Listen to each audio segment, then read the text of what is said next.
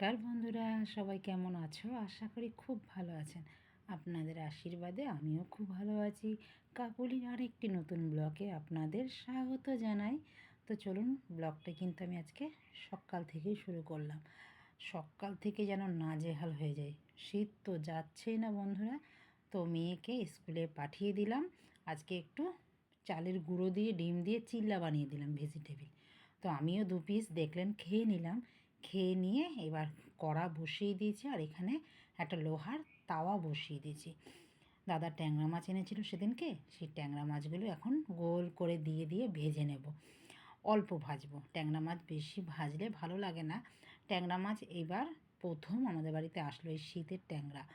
অনেক দিন ধরে দাদা ট্যাংরা মাছের জন্য কোথায় কোথায় না গেছে, মানে অনেক বাজার খুঁজেছে, ট্যাংরা মাছ আর পাচ্ছিল না। সে বেচারি বড়ি দিয়ে ট্যাংরা মাছ খাবে বলে ট্যাংরা মাছ খুঁজে পাচ্ছিল না, কিন্তু অনেক দিন পর আজকে বেশ মনের মতন ট্যাংরা মাছ ও পেয়েছে। আর হাতছাড়া করা যায় বলুন, নিয়ে চলে এসেছে। তো আমিও আজকে সুন্দরভাবেই বড়ি দিয়েই রান্না করব। ট্যাংরা মাছগুলো আগে এ পাট আর ও পাট ভালো করে একটু ভেজে নেব। খুব যে ভাজবো তাও না, ট্যাংরা মাছগুলো তেল, অসম্ভব তেল, আর একদম জ্যান্ত মাছগুলো দেখতেই পাচ্ছেন। তো আমি এখানে কড়াই বসিয়ে দিয়েছি, অল্প একটু তেল দিয়েছি আর বড়ি দিয়ে, মা যে বড়ি দিয়েছে বড়ি দিয়েই রান্না করব। ওই বড়ির জন্যই আপনাদের দাদা ট্যাংরা মাছের জন্য সকালবেলা হলেই অনেকটা বাজার ঘুরতো। আমাদের এখানে 2-3টে বাজার আছে, সেখানে চলে যেত ট্যাংরা মাছের জন্য। ট্যাংরা মাছ আর পাওয়া যাচ্ছিল না। তো আজ যখন পেয়েছি আজকে রান্না করে দিই। আপনাদের দাদা একটু মাছ খেতেই ভালোবাসে, অন্য কিছু বাইরের জিনিস খেতে চায় না, একটু মাছটাই খায়। তো মাছ আমার ভাজাও দেখুন হয়ে গেছে। বড়ি কিন্তু আমি ভেজে নিলাম, অল্প খালি বড়িটা ভেজে নিলাম অল্প তেল দিয়ে। বেশি তেল দিয়ে ভাজলে পরে বড়িটা আবার কড়া হয়ে যাবে, তবে খেতে খুব একটা ভালো লাগবে না, যেহেতু হাতের বড়ি। আর বড়ি আবার শেষও হয়ে এসছে, মা আবার ফোন করে বলেছে বড়ি রেখে দিয়েছে জামাইয়ের জন্য। তো শীতকালে এই বড়ি দিয়ে আমরা বেশিরভাগ মাছটাই খাই। দাদা বড়ি খেতে খুব ভালোবাসে, এরকম মাছ, ছোট ছোট মাছ। আবার আরেকটা মাছ আছে খোলসে মাছ, কে কে জানেন বন্ধুরা আমাকে কিন্তু কমেন্টে জানাবেন। আমি আগের বছরও আপনাদের সাথে রান্না করে শেয়ার করেছিলাম। খোলসে মাছ একটু ছোট ছোট হয়, কই মাছের মতন একটুখানি কই মাছটা একটু গোল গোল হয়, এটা খোলসে মাছটা একটু চ্যাপটা হয়।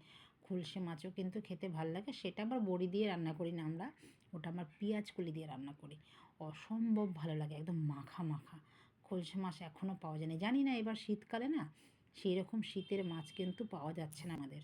তো মাছ খুব একটা সেরকম নিয়ে আসছে না বাড়িতে। চুনের মধ্যে আমার মাছও কিন্তু ভাজা হয়ে গেল।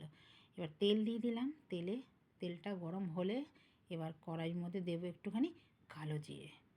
কালো জিরে আমার ভাজা হয়ে গেছে। এবার পরিমাণ মতো দিয়ে দিলাম কাঁচা লঙ্কা পেস্ট, একটুখানি ভেজে নেব। দেওয়ার পর দিলাম একটু গুঁড়ো সাদা জিরে, এটাকেও একটু ভেজে নেব। ভেজে নেওয়ার পর এখন দেব নুন আর হলুদ দিয়ে সামান্য একটুখানি পরিমাণ মতো দেব জল দিয়ে মশলা, একটা সুন্দর একটা মশলা তৈরি করে নেব, যেন মিলেমিশে একাকার হয়ে যায়, একে অপরের সাথে যেন মশলাগুলো কথা বলতে পারে একদম মিলেমিশে। একটু সামান্য জল দিলাম, যেহেতু হলুদ দিয়েছি, না হলে তেতো হয়ে যাবে মশলাটা। কষাতে কষাতে একদম যখন তেল ছেড়ে আসবে তখনই কিন্তু আমি দেব জল। দেখুন কষাতে কষাতে আমার তেল কিন্তু ছেড়ে এসেছে, মশলা আমার রেডি হয়ে গেছে, মশলার কাঁচা গন্ধও চলে গেছে, আর একটা সুন্দর রান্নাঘরটা বেশ গন্ধ বেরিয়েছে। এখন তো জানলা দরজা সব বন্ধ থাকে রান্নাঘরে, তো ঘরেই গন্ধটা থাকে, যাই রান্না করি ঘরেই থাকে, তো ভালো মতনই স্মেলটা আমি নিতে পারি।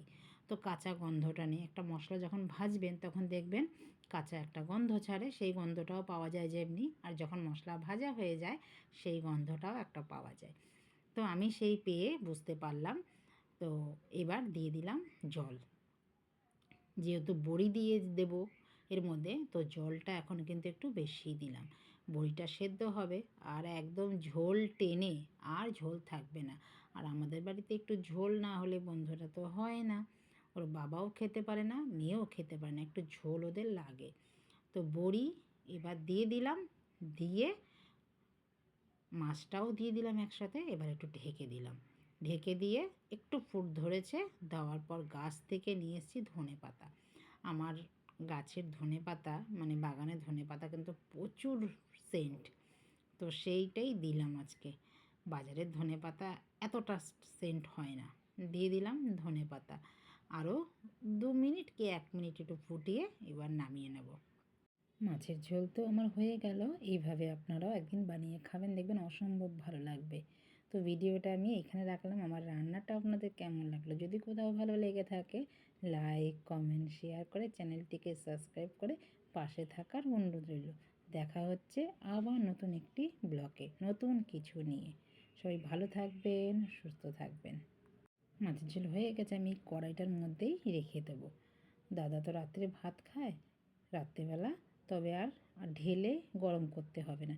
এই কড়াইটার মধ্যে থাকলে এই কড়াইটার মধ্যেই বিকেলে আবার এই কড়াইটা সমেতই গরম করতে। আজকে দুপুরের মেনু বেগুন ভাজা, ট্যাংরা মাছের ঝোল আর ডাল। ভিডিওটা আমি এখানে রাখছি, দেখা হচ্ছে পরের ভিডিওতে। নমস্কার।